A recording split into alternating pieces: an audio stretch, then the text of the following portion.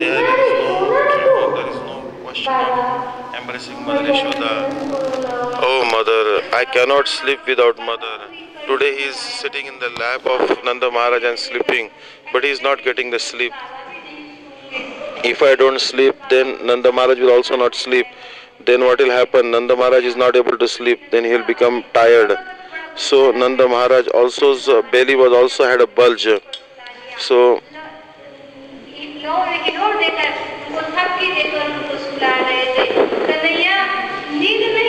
Krishna, you cannot sleep. But Krishna was lying there and he was sleeping. Krishna was not able to sleep. Krishna, you should sleep now. You should sleep now. Then making Kanhaiya sleep, Nanda Maharaj also fell asleep. Then early in the morning they got up, they took bath and they did the morning rituals and then they became ready to go. I wanted to go to village. Oh father, give me the permission to see the city. Nanda Maharaj was very scared of Krishna because Krishna is very naughty and he cannot and early in the morning then Krishna, what will happen to Krishna? So therefore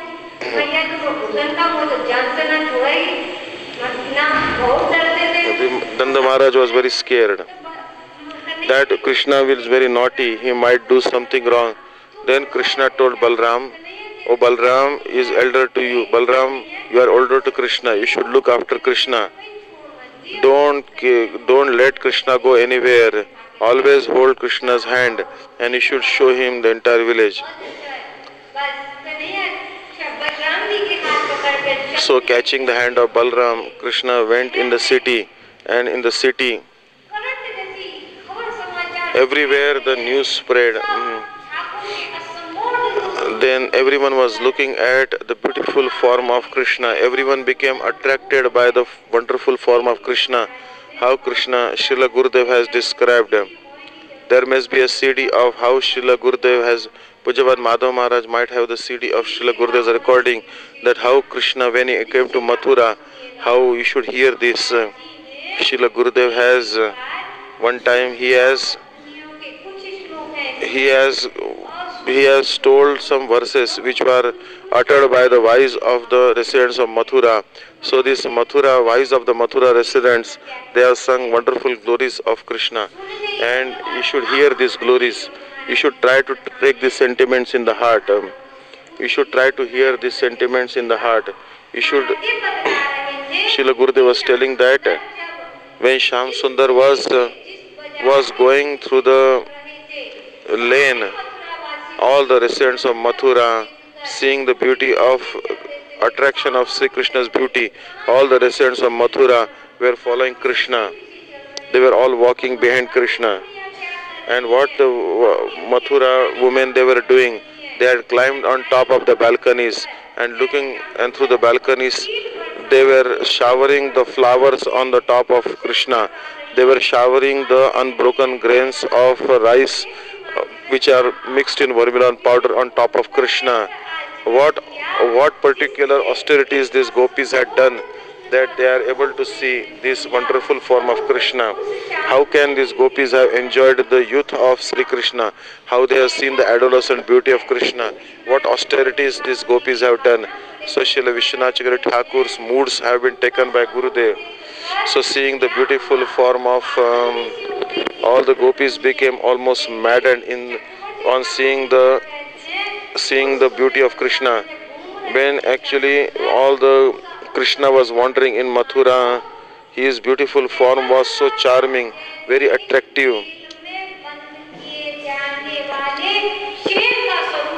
Just like a lion who's trapped in the cage, when a tiger who's wandering in the forest freely, then that tiger is in supreme beauty when he wanders in the forest in a wildlife. But if the tiger is encaged in a zoo, then the tiger will not reveal his ultimate beauty or his freedom or his kingship of the entire forest. So similarly, Krishna in Vrindavan is a royal prince. He is wandering there freely. but in Mathura he is restricted. So the beauty of Krishna in Mathura is not equal to the beauty of Krishna in Vrindavan. So the wives of the Mathura Brahmanas and the wives of the Mathura merchants, they have glorified the wonderful beauty of Sri Krishna. So these wives of Mathura are telling that we want to do the same austerity which gopis have done, and we want to see Krishna's beauty in Vrindavan. We want to see adolescent beauty of Krishna. Time is not there. This should be described separately. Then you can relish these moods very nicely. So if you want to hear, then you should write down that you want to hear more about this. After 20 or 21st, Mr. Srila Gurudev is sending this body to Australia. For 1 month I will be in Australia. I will return from Australia. Then I have to do some other programs are there.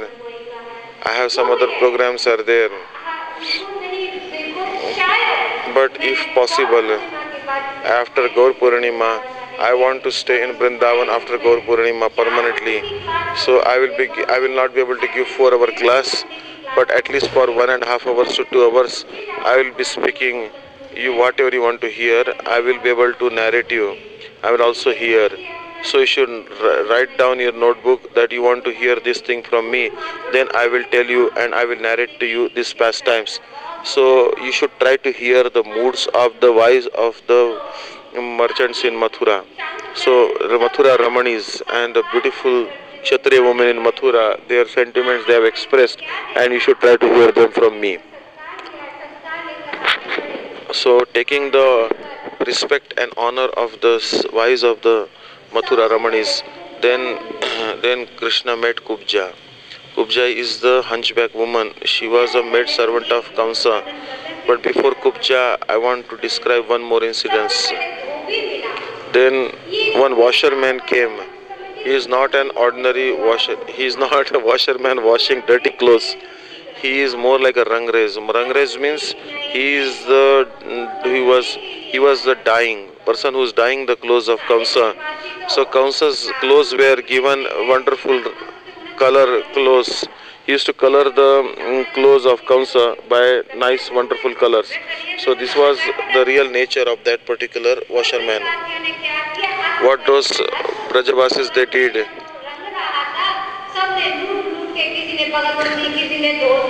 So that particular washerman who was dyeing the clothes of Kamsa, they snatched away the new clothes of Kamsa, and they began to wear those clothes. So cowherd boys, they snatched the clothes from that washerman. So they so Thakur,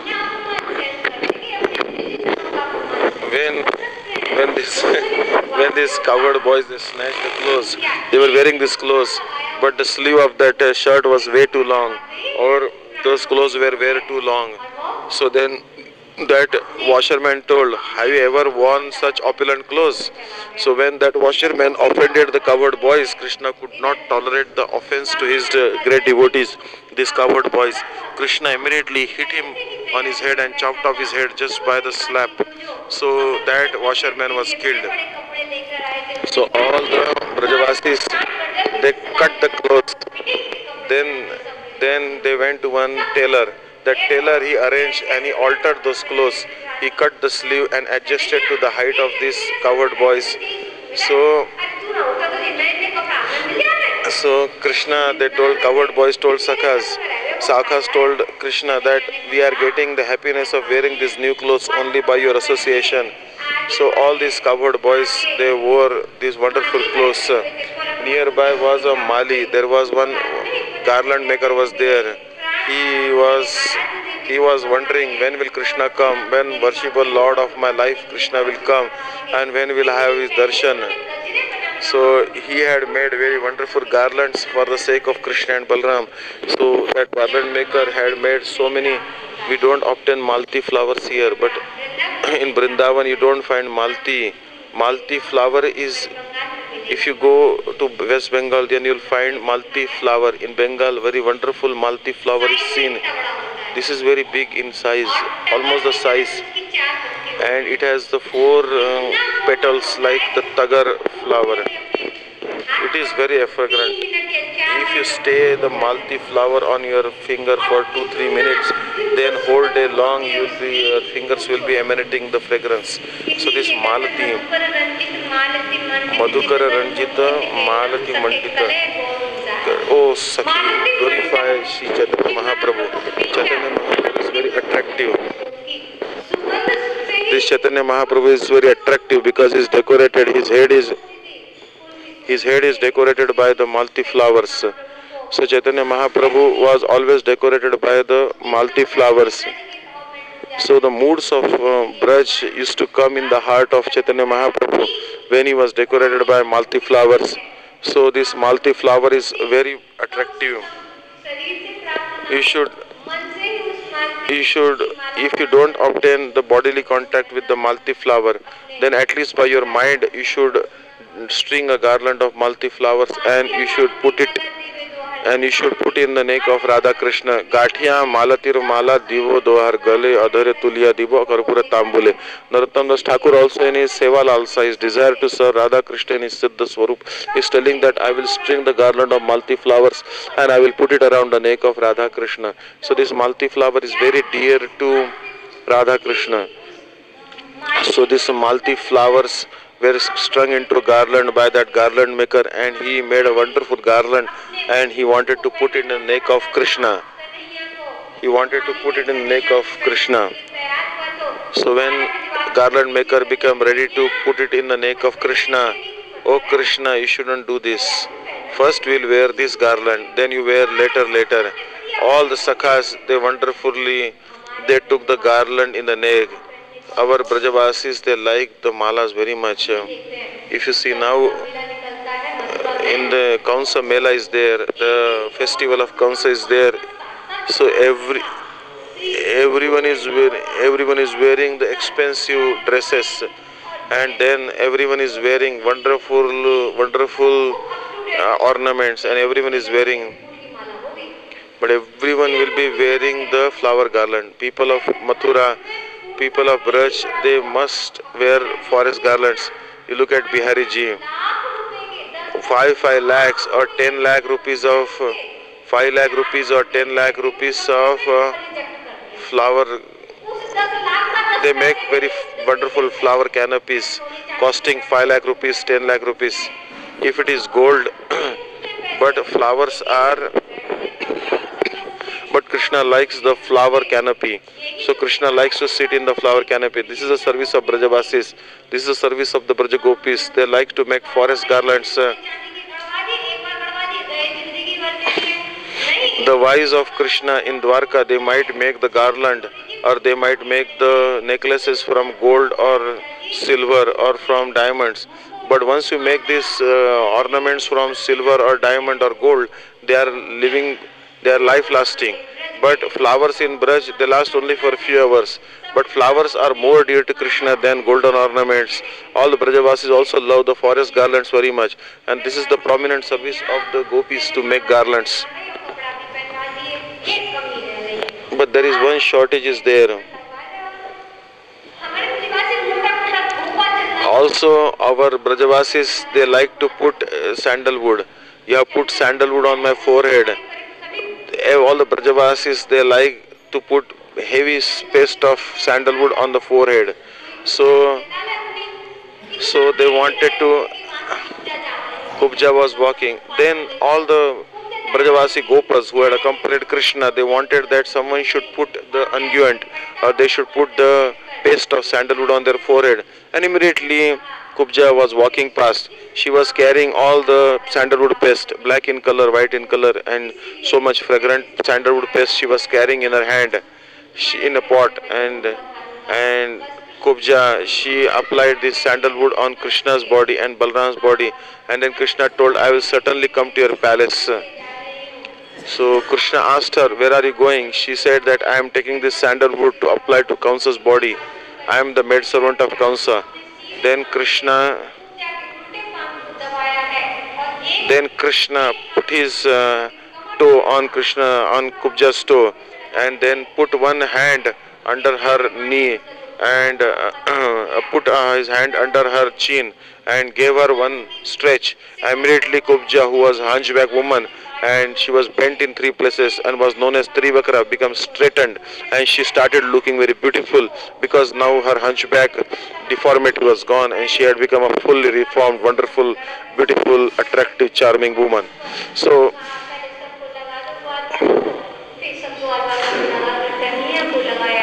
later on, sandalwood was applied on the body of all the Sakhas and also on the body of Krishna and Balram by Kubja by her own hand, and in this way then Krishna wanted to go for the bow sacrifice. Nearby is a place, there is a place called Holy Gate. Then Krishna went to that place called Holy Gate. There was one big elephant by the name Kuvalapid. He was a very powerful elephant was there. He was very ferocious to look at, and he was standing there in order to, he wanted to crush Krishna under the feet. But Krishna Balram, what they did, that elephant had very big tuskers. He had very big teeth, and Krishna and Balram caught hold of the white teeth of that elephant. Just like it is not difficult for a person to pluck flowers, similarly Krishna and Balram had no difficulty in taking out the tuskers or to take out the teeth of that elephant. They uprooted the teeth of that elephant just like some child will pluck the flowers. And similarly, when they plucked out the teeth of this elephant, tuskers of that elephant, then blood started flowing from his mouth.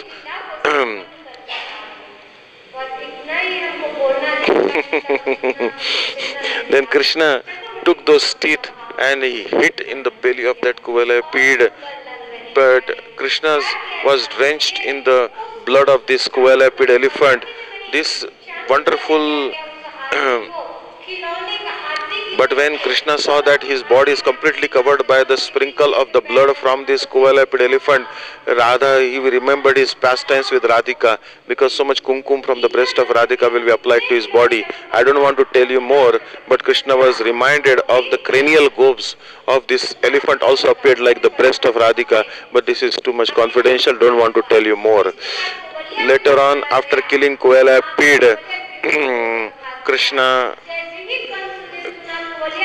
when Kamsa heard that Kuvalapid has died, then Kamsa became even more scared. Then Krishna came there. He came to the place where the bow sacrifice was being done, and Krishna attacked Shala, one wrestler called Shala, and Balram attacked the wrestler called Toshal. Krishna attacked a wrestler called Chanur, and Baladev attacked a wrestler called Mushti. In this way, these were tall wrestlers touching, their head was touching the sky. But Krishna and Balram killed these two wrestlers, each Shal, Toshal and Chanur Mushti. Seeing that these big wrestlers have died, then all other wrestlers who were accompanying Shal, Toshal and Chanur Mushtik ran helter-skelter out of fear. Nanda Maharaj was also present there. So in this way, all the Brajavasis, they saw that, and Nanda Maharaj saw that Krishna is just my child. Mallanam Ashanir Naravarostrinam Smaramurtivan. All the women, and Kamsa was seeing that he is my very death. All the women there saw that he was Cupid personified. In this way, all the people who were present in the arena of Kamsa looked at Krishna in different moods. And at the time of war, you have heard that they will beat the drum. The beating of the drum is very strong, because when the drum is beat, then the blood of the Kshatriyas or the people of the warrior class will start boiling over, and then they become reckless and they become completely maddened in fighting and hitting even their own brother with the club and with the sword and with the discus and with all the weapons. So hearing the beating of the drum, Krishna became very ecstatic. He developed the mood of chivalry. He jumped up and climbed on the upraised platform on which Kamsa was sitting, and then jumped on the chest of Kamsa. Kamsa fell down with Krishna on his chest, but Krishna never killed Kamsa. But when Krishna jumped on the chest of Kamsa, as Kamsa was sitting on the high throne, Kamsa fell down, and when Krishna jumped on his chest, Kamsa had a heart failure, and his due to a heart attack, Kamsa died. So Krishna never killed Kamsa, but Kamsa died on his own accord due to the fear of Krishna. When Kamsa was killed, when Kamsa died, then his wives were there. There were the wives of Kamsa was Asti and Prapti. These two wives of Kamsa, they were daughters of Jarasandha. So Asti and Prapti became widowed when Kamsa died. So they went and complained to their father Jarasandha that although our husband was faultless, Krishna jumped on his chest and killed him. Then Krishna went with Akrur to release his mother and father from the prison.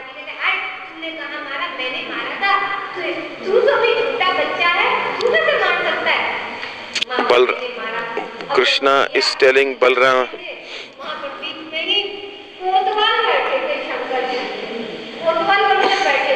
so Balram was telling that I have killed the uncle, maternal uncle, Mama, I have killed Kamsa. And Krishna was telling, no, I killed the maternal uncle. So now they are debating who has killed Mama. That time there was Kotwal, there was one police officer. Shiva himself is the police officer in Mathura. Then Krishna and Balram asked the Kotwal, the police officer, Shiva, oh, have you seen our war with Kamsa? Yes, I have seen. Who killed Kamsa? Krishna killed or Balram killed? Then that police officer, Lord Shiva, he told, yes, Krishna has killed Kamsa by duplicity, by trickery, and Balram has killed Kamsa by his bal or strength. So Krishna has killed Kamsa by trickery and Balram has killed by strength. So then later on that police officer, Lord Shiva's name became Rangeshwar Mahadev, because he's very rasik and he has given a very tongue-in-cheek answer that Krishna is killed by trickery and Balram is killed by strength. Later on, Krishna Balram went to the prison, released Mother Devaki and Father Vasudeva from the shackles of Kamsa. Krishna, if he wanted, he could have become the king of Mathura, but instead of becoming the king of Mathura himself, he appointed the father of Kamsa, Ugrasen, as the king of Mathura.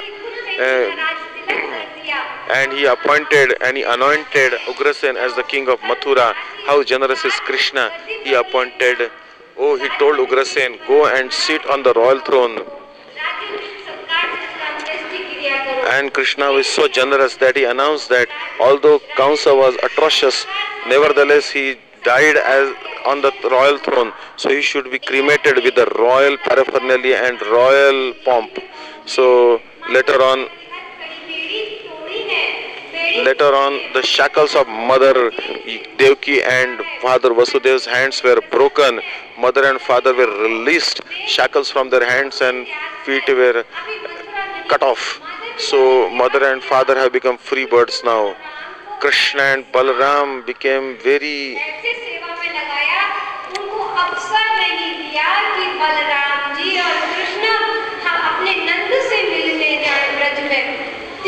Mother Devaki and Vasudeva Maharaj used such trickery that they have not given any chance to Krishna and Balaram to go see Nanda Maharaj. For 3 days, Mother Devaki and Vasudeva, he kept Krishna and Balaram engaged in their own service. But Nanda Maharaj was thinking whether I will return with Krishna, how will I return without Krishna? Whole day, whole night, Nanda Maharaj was thinking on the outskirts of Mathura. Today Krishna told that 2-3 days have passed. We have not met Nanda Maharaj. We should quickly go and see our father. And Krishna wanted to go and meet Nanda Maharaj. Nanda Maharaj was weeping. Krishna met and embraced Father Nanda Maharaj. Then Krishna then we should return to Braj quickly. Where there is no respect, we should not stay there. But Balram said, "Oh Nanda Maharaj, oh Baba Nanda Baba, I will not come with you. You stayed with me many days. Now you should stay with your father Vasudeva Maharaj. You should stay in the company of Vasudeva and Rohini, because they are your real mother and father." But Balram told, "Oh father, I cannot take even one breath without Kanhaiya. I cannot have even one single inhalation or exhalation without Krishna. I will also come with you." But Nanda Maharaj is telling, "No, Krishna alone come with me. Balram, you should stay here." Balram said, "I don't know who's Vasudeva. I don't know who's Rohini and Devaki. You have maintained me. You are my real mother and father. Nanda Maharaj, you are my father.